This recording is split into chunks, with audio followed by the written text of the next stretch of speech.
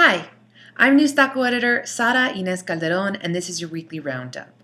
I had two top picks this week because I couldn't just choose one.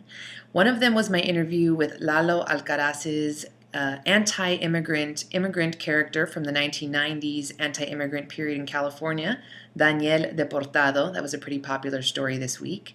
The other was a story I wrote about an event that's going to be held at South by Southwest's Interactive Festival, celebrating the contributions of Latinos to the digital and media space called The Social Revolucion. Check it out. Then, in the cultural realm, we had a pair of interesting stories, one by Oh Hell's Not about how she became a Latina nerd, and one by our other nerd, Eres Nerd, who writes about how Pablo Neruda is the food of Latino nerdy love this time of year. In the educational realm, we had an interesting crop of stories, too. We had a story about how the DREAM Act could generate trillions of dollars for the U.S. economy, a copy of the banned book list from Tucson. You all really appreciated that one. Check it out, circulate it, spread the word. Then we had a cool story about a Latino teenager who's like a genius and was recently figured out a way how to make fuel out of algae. Then we had a story by Richard Santos about how the book ban in Tucson is basically another form of anti-Latino rhetoric.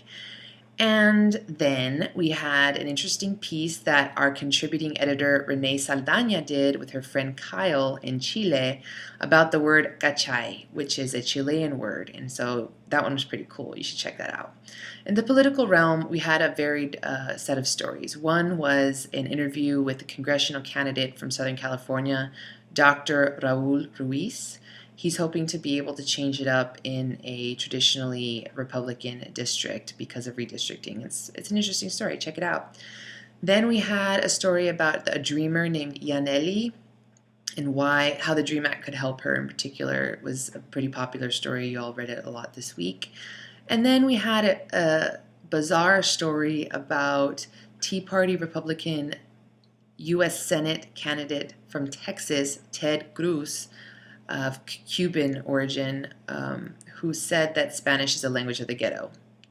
Anyways, we had some interesting stories this week. If you missed them, check them out. I hope you're having a fabulous weekend. And I'm NewsTaco editor Sara Inés Calderón, and I hope to see you back next week.